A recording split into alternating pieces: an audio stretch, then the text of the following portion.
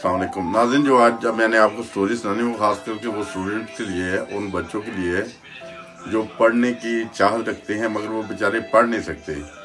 इसी तरह का मैं एक वाक़या सुनाता हूँ। गजाला नामी एक गांव था जिसमें एक बच्चा था जो गरीब का बच्चा था, मगर उस ज़माने में तालीम आम नहीं थी, स्कूल कॉलेज नहीं थे जैसे आज हैं।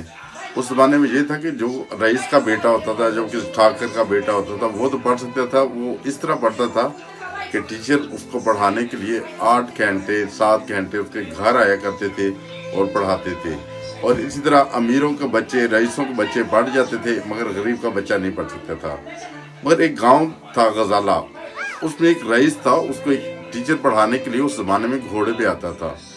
और एक गरीब के बच्चे को जब ये पता चला कि फलां घर में एक उस्ताद आता है पढ़ाने के लिए, तो उसके दिल में बड़ी हसरत पैदा हुई। तो आखिरकार उसने उस उस्ताद को हर रोज घोड़े पे आते देखना और बड़ी हसरत के साथ उसकी तरफ देखना कि काश मैं भी इससे पढ़ सकता हूँ।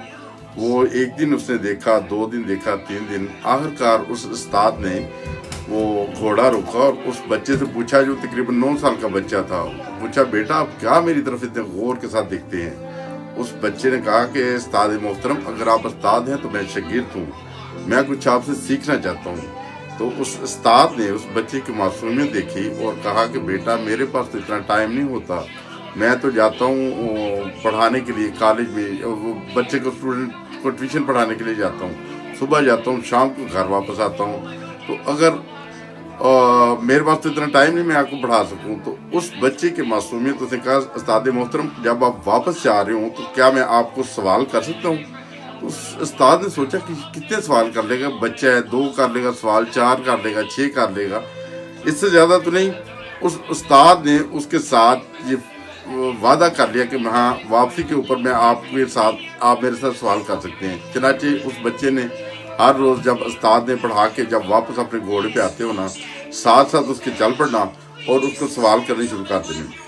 एक सवाल के बाद दूसरा, दूसरे के बाद तीसरा, यहाँ तक कि 6 किलोमीटर का फासला था और 6 किलोमीटर ख़त्म हो जाते मगर उस बच्चे के सवाल ख़त्म नहीं होते। फिर अगले दिन फिर वो आ जाता और यहाँ तक कि हर रोज़ इसी तरह उनका मामूल बन गया।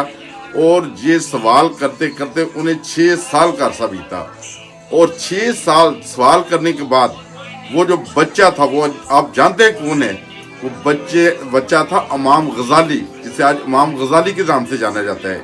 इससे ये साबित होता है कि अगर हमने कुछ सीखना है दुनिया में, कुछ हासिल करना है, उसके लिए हमें अपने